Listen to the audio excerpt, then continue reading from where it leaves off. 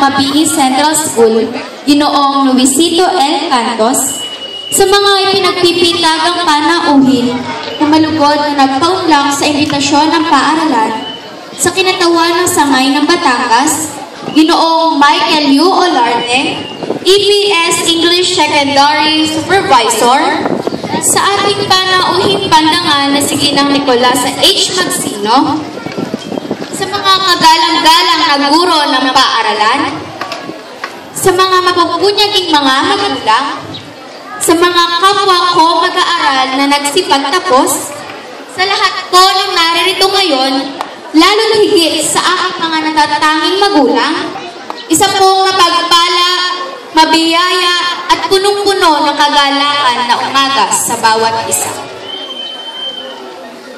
Tema po ng ating pagtatapos ngayon, ang K-12 Basic Education Program tungo sa paghuhubog ng makabagong leader ng bansa.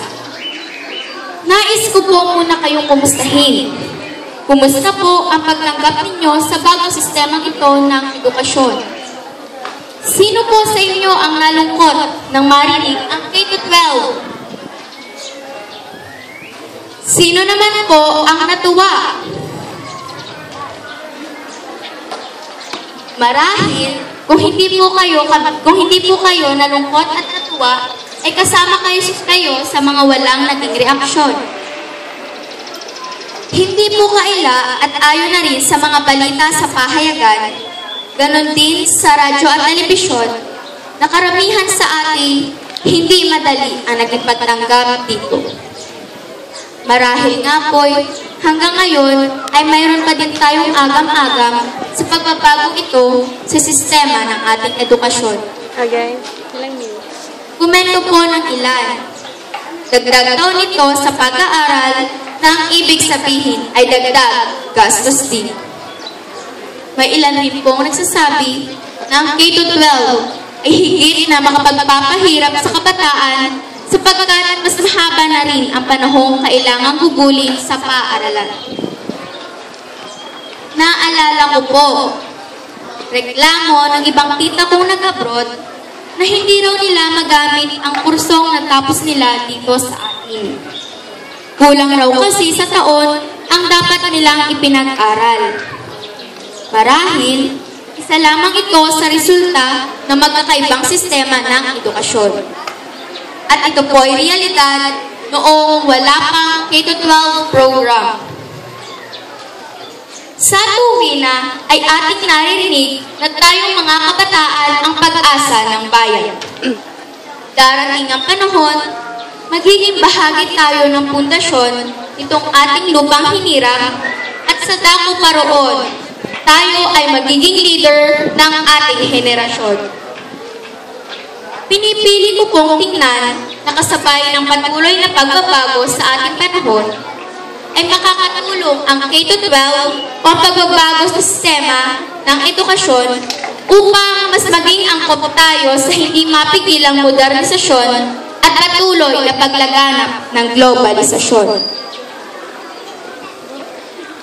Simula nang maunawaan ko ang bagong programang ito na pinagtibay sa panahon ni DepEd Secretary Armin Luistro, bagamat hindi ito ang nakaugalkan, naniniwala ako na higit na maihahanda at mapapalalim ng K-12 program ang kaalaman naming mga kabataan.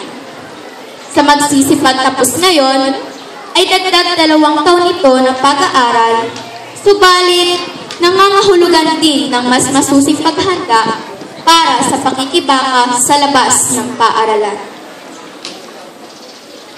Tulad ng aking kinamulatan sa aming tahanan na matagumpay na naitanim ng aming papa po sa pamilya, naniniwala ako na ang edukasyon ang pinakamabisang pundasyon, kaya manang walang sino mang makakapagnakaw at punlang makapagpapausbong sa bawat individual. Kung tayong mga kabataan ang pag-asa ng bayan, marapat lamang ang nakahanda tayo sa masinsin na pagbanday ng paaralan. Marapat rin marahil, maging bukas tayo sa anumang hamon, maging ito man ay hamon ng pagbabago. Sa higit na pagpapaigting ng kalidad ng edukasyon sa ating bansa, naniniwala ako na ang K-12 program ay magdudulot ng konkreto at positibong resulta sa akin at sa ating lahat sa mga darating na taon. Isang malaking karangalan po na naririto ako ngayon sa inyong harapan. Sa inyo pong lahat, hayaan po ninyong ibahagi ko sa inyo ang aking munting sikreto. Noong bata po ako, wala sa aking hinagap na makapagbibigay ako ng talumpating katulad nito. Ako po, isang simpleng estudyante lamang. Enjoy ko po ang aking pag-aaral nang hindi pine-pressure ang sarili dahil iyon ang naging pagpapalaki sa akin ng aking mga magulang. Subalit, hindi ko po matatawaran ang inspirasyong dulot ng paniniwala at pagtitiwala na pinagkaloob ninyong lahat sa akin.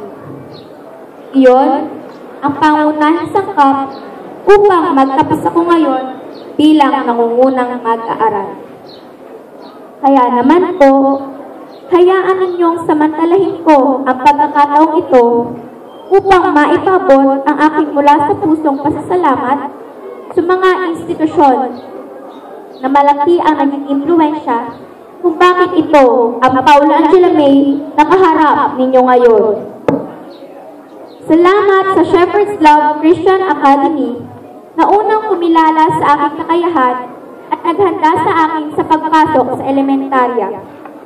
Kasabay ng pagpapakilala nila sa akin sa mga kulay, hugis at numero ay ipinakilala rin nila sa akin si Lord God.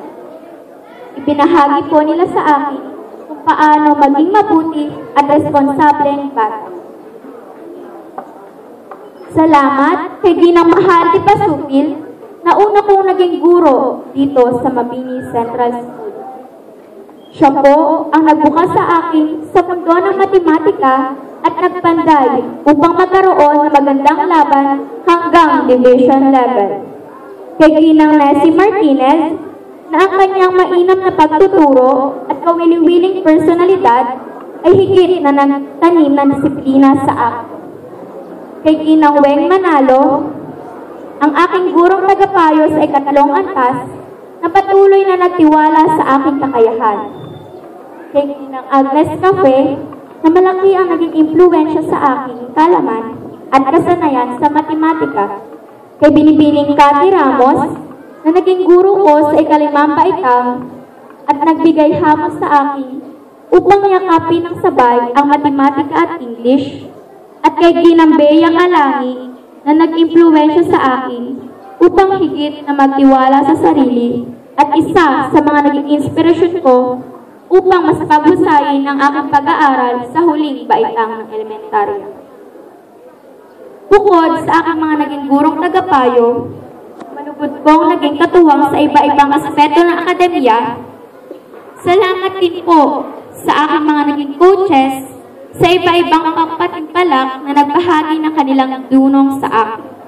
Sina Ginang Dulce de Mesa, Sir Wyson Abaritos, Binibining Nona Garcia, Ginang Liwanag Manalo, Ginang Lorgeline de Torres, at Ginang Linda Sangkate.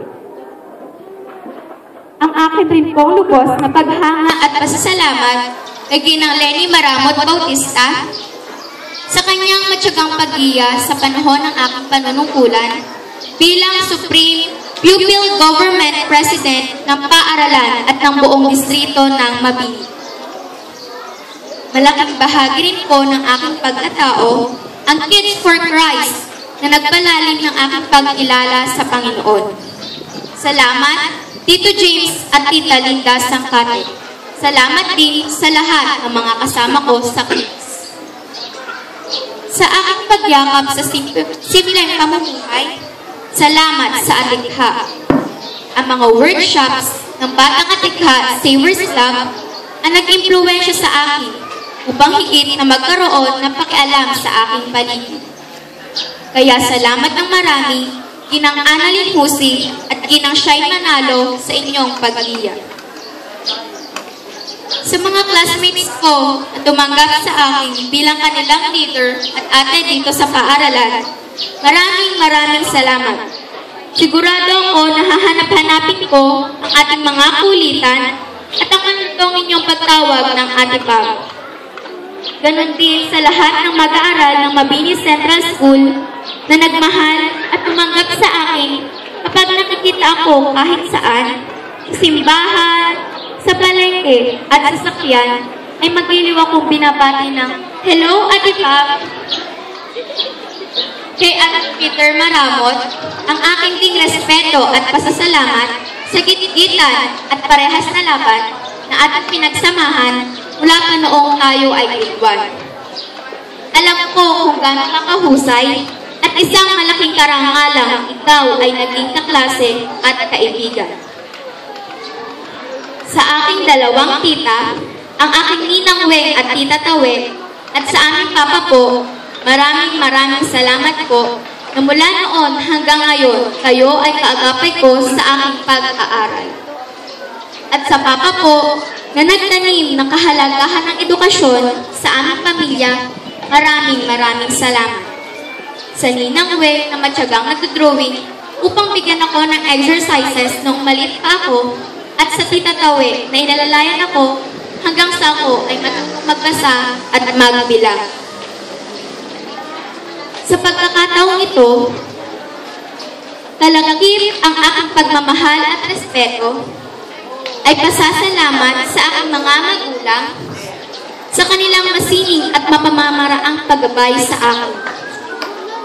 Ang kanilang pagtuturo na nagsimula sa paggamit ng Nips at Smarties noong ako ay bata pa upang maintindihan ko ang kulay, ang kanilang pagpili ng mga nakakatuwang flashcards, iba-ibang storybooks at maraming activity books. Habang ako ay lumalaki, ay naging posible sa amin ang over-the-phone tutorials at online mentoring. Maraming salamat po, Daddy at Mami, dahil naramdaman ko ang inyong pagiging magulang, gaano man kayo kaabala at saan ang panig ng mundo kayo pumupunta. At bago po ako magtapos, para sa ating amang lumikha, nais ko pong sambitin na ang lahat ng ito ay mula sa iyo at alay ko rin sa iyo.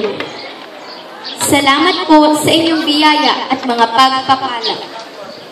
At Mama po, saan man kayo naroroon, bahagi po kayo ng aking tagumpay. Muli po, magandang umaga po sa bawat isa at mabuhay tayong lahat.